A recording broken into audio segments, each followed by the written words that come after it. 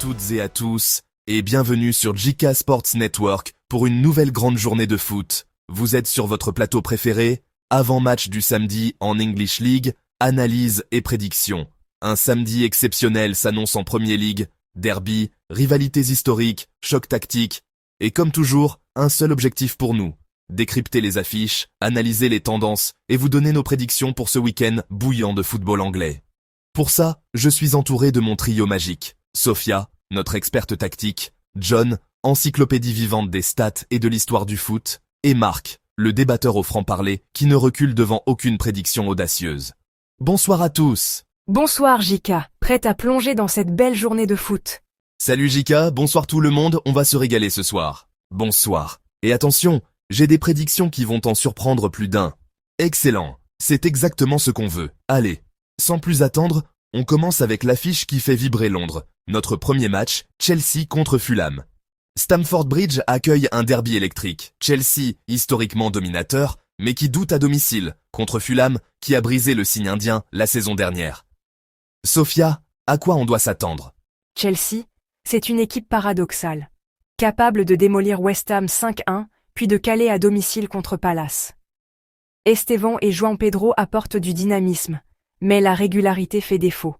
En face, Fulham croit enfin qu'il peut gagner ici, surtout avec Muniz, qui adore marquer loin de Craven Cottage. Statistiquement, Chelsea est encore ultra dominant. Seulement 3 défaites en 36 matchs de Premier League contre Fulham. Mais Fulham a déjà fait tomber ce tabou l'an dernier. Ils n'ont jamais gagné 2 fois de suite à Stamford Bridge. Ça, c'est le défi. Moi je vais droit au but. Chelsea va encore décevoir, trop d'instabilité. Fulham joue libéré, et ils vont s'imposer. Muniz encore buteur. Première prédiction choc, tour de table. Sophia, 2-1 pour Chelsea. John, 1 but par 2. Marc, 1-2 pour Fulham. Ok, ça chauffe déjà. Direction Old Trafford pour notre deuxième match où Manchester United face à Burnley de Scott Parker. United en crise, Burnley promu mais confiant. John, pose-nous le décor. Historiquement, United n'a perdu qu'une seule fois sur 25 réceptions de Burnley. Mais aujourd'hui, Old Trafford n'est plus un cauchemar pour les visiteurs. 8 défaites sur leurs 13 derniers matchs à domicile, c'est énorme. Burnley peut en profiter. Surtout que Burnley a un coach intelligent. Parker a déjà pris un point ici avec Fulham. Walker connaît bien ce terrain, et Bruno Fernandes ne peut pas tout faire tout seul. United est à la dérive. Franchement, Burnley peut créer l'exploit. Je dis 0-1. Ok, tour de table. Sophia, 2-1 pour United, mais avec beaucoup de souffrance. John, 1 but par 2. Marc, 0-1 pour Burnley. Voilà qui promet. Nous nous dirigeons vers notre troisième match. Un match historique au Stadium of Light, ou Sunderland contre Brentford. 2 clubs qui ne s'étaient plus affrontés en Premier League depuis 1947. Sophia, ton regard? Sunderland est transformé sous Régis Lebris. Possession, organisation, avec Xhaka au cœur du jeu. Mais Brentford à l'extérieur, c'est un rouleau compresseur. 23 points pris depuis janvier. Et surtout, Brentford adore les promus. 8 victoires de suite, avec des gros scores. Moi je vois Sunderland briser cette série. 2-1 avec un gros match de Xhaka. Preds rapide. Sophia, 1-2 pour Brentford. John, 0 but à 2 pour Brentford. Marc, 2-1 pour Sunderland. Notre quatrième match, c'est à Tottenham. Les Spurs version Thomas Frank reçoivent Bournemouth d'Iraola. John, c'est un duel tactique, non? Oui, cette saison Spurs ont commencé fort. 2 victoires, 2 clean sheets, une solidité retrouvée. Mais Bournemouth est invaincu à Londres depuis 6 matchs. Richarlison est en pleine confiance, mais attention à Semenyo côté Bournemouth, qui est décisif sur presque tous leurs buts récents. Tottenham est trop fort en ce moment. Ça fera 2-0. Ok, vos prédictions.